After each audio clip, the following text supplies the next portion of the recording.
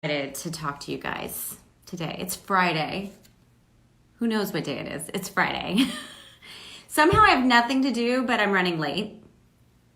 Weird. But I'm always running a little bit late. That's kind of a secret about me. I'm always running a little bit late because my head is in the clouds and I'm thinking about things. But here I am. And I'm really excited to see y'all. Because today is the first day of May. And you know what that means? It means it's time to reveal the May Reese's Book Club pick. And I'm really excited about this one because I read it and I loved it so much. And it just took me to another place. So the May Book Club pick is The Henna Artist by Alka Joshi.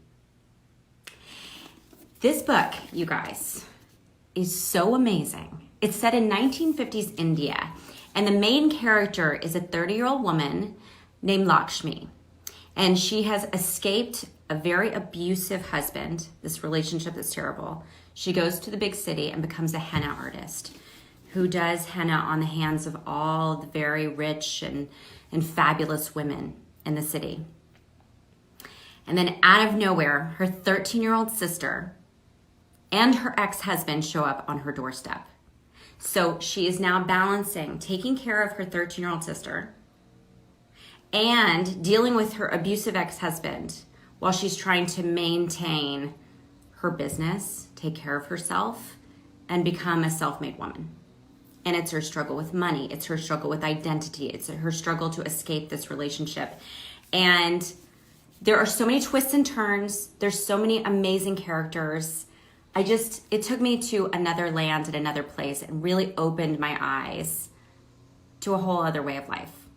So, because we're all at home, I thought it might be fun for book club to talk a little bit with the author because she is also at home and staying healthy and staying safe. And I thought maybe you guys would want to meet her. So I am going to try and find Alka right now. Here she is. It's all about her amazing book, The Henna Artist.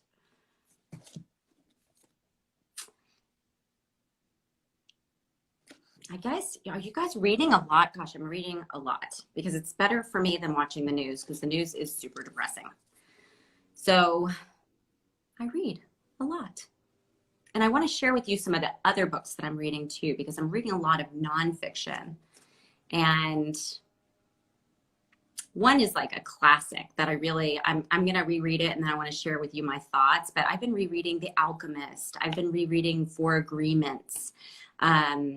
Books that really shaped me and gave me my, just the sort of mentality that I've had to get through life, a lot of positive mental attitude, a lot of thinking, a lot of,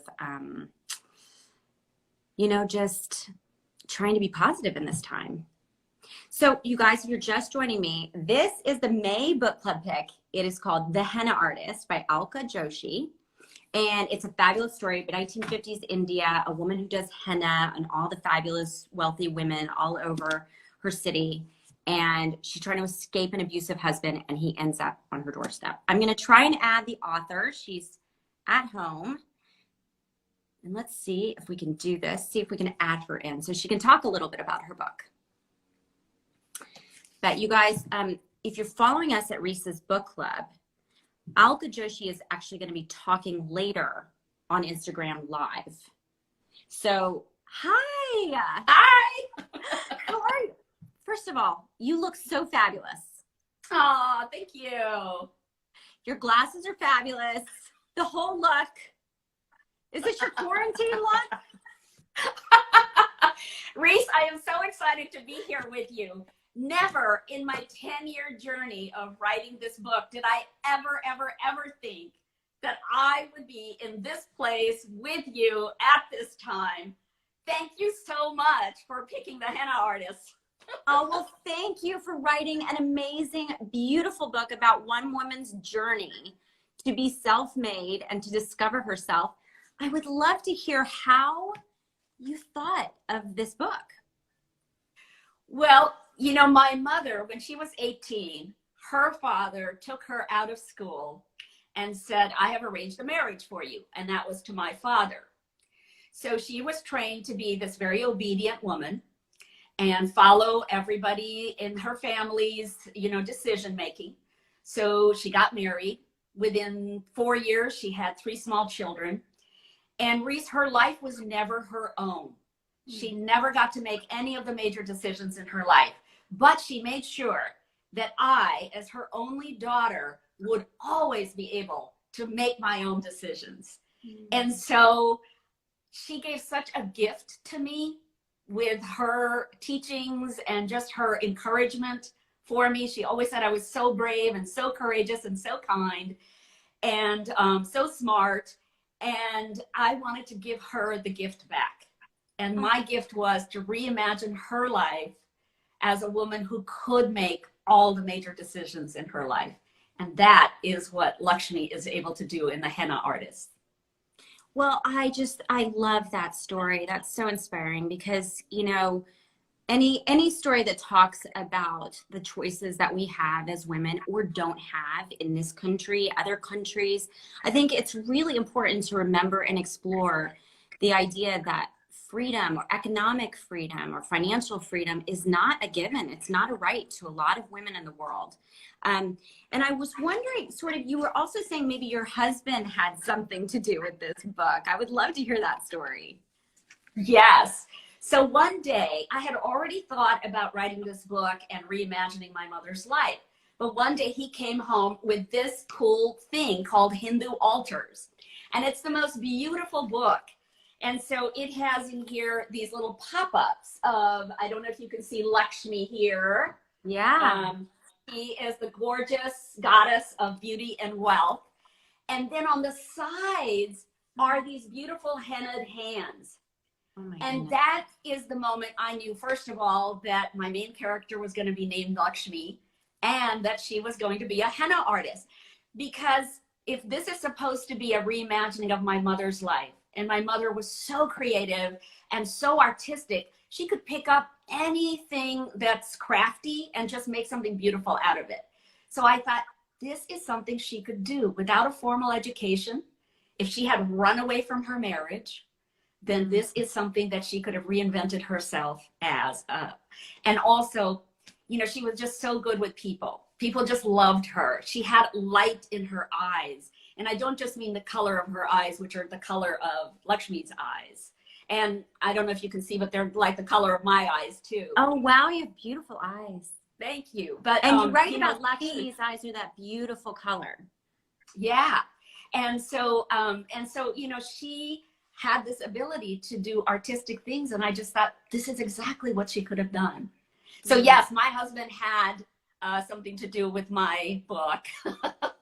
I love those illustrations. I would love to see more of them. I mean, it really is a story that Lakshmi tells on each woman's hands. And I was so moved about how she cares for her clients and really cares about their pregnancies, their marriages. And it just really it made me remember all the wonderful women in my life who have made me feel beautiful or made me feel seen, and how much I'm missing those friendships and those women in my life right now. And I love how you speak about it so beautifully. Yeah, and I know from reading about you that your mother and your grandmother had a lot to do with your upbringing and sort of the values that you hold today. Mm-hmm. And I think one thing that I wanted to make sure women take away from this book is that there are so many different kinds of women and we need to respect all of them, right? So in the book, there are women who have love marriages. There are women who have arranged marriages. There are women who love the situations that they find themselves in. And there are women who want so desperately to be in a different situation.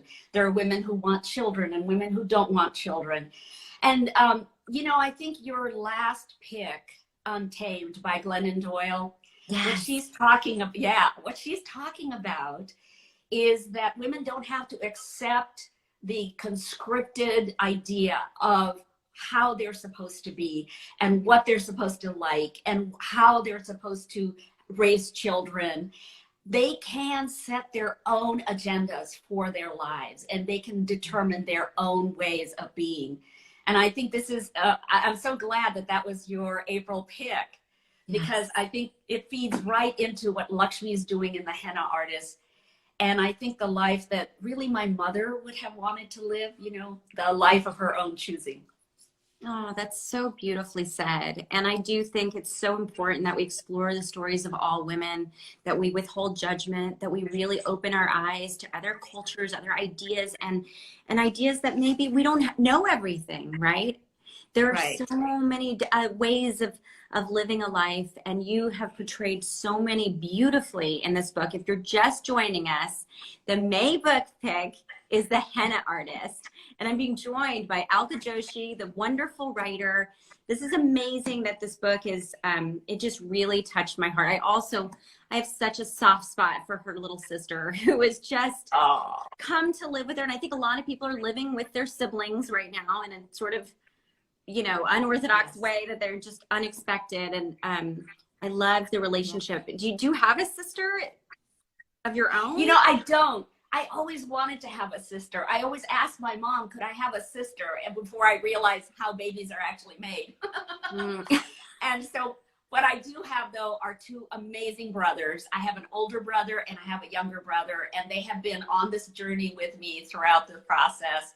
They have added to this book. My father has added so much to this book. I mean, my dad has such an encyclopedic knowledge of that time period, because both my parents were born before independence. They lived through independence, and then we were all in India at the time they got married, which was the year 1955. Very wow. Significant. Yeah. And then we were in India until, you know, I was 9 and my brothers were 11 and 8, and then we moved away. So my dad is one of the people whom Prime Minister Nehru, the first Prime Minister of India, he said to all the young men, hey, you guys, I want you to go out and be engineers and be architects, and I want you to learn from the West, bring back the good ideas, and apply them to India and help rebuild India. And my father heard that call, and he became a civil engineer. And so he was in the state of Rajasthan. He was building a lot of roads and bridges and dams and all kind of infrastructure. Oh, it makes me long to travel. I've only been to Rajasthan once in my life, but it is just filled with color and beauty, and you describe it so beautifully in this book. Alka, we're gonna probably wrap it up soon, but I just want to know, how are you staying above water right now? How are you staying so resilient? And your book talks about female resilience and how the human yes. spirit is so strong, but maybe talk a little bit about that. Well, I think that, first of all, change is good. I think that whenever change happens, we fear it, right? But we don't have to fear it. I think with every negative thing that happens, there's also something truly positive that comes out of it.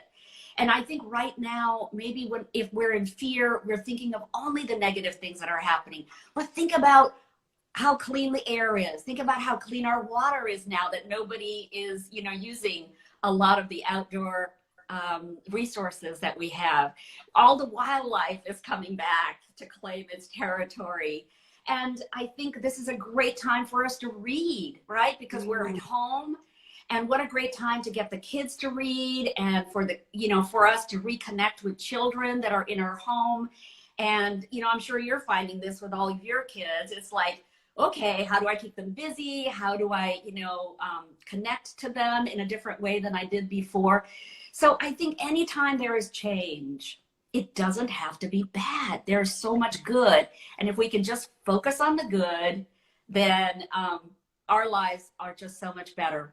And can I just say in closing that I still remember this speech that you made when you won the Best Actress Award for your performance for Walk the Line. And I hope I don't cry when I say this, because you make me cry.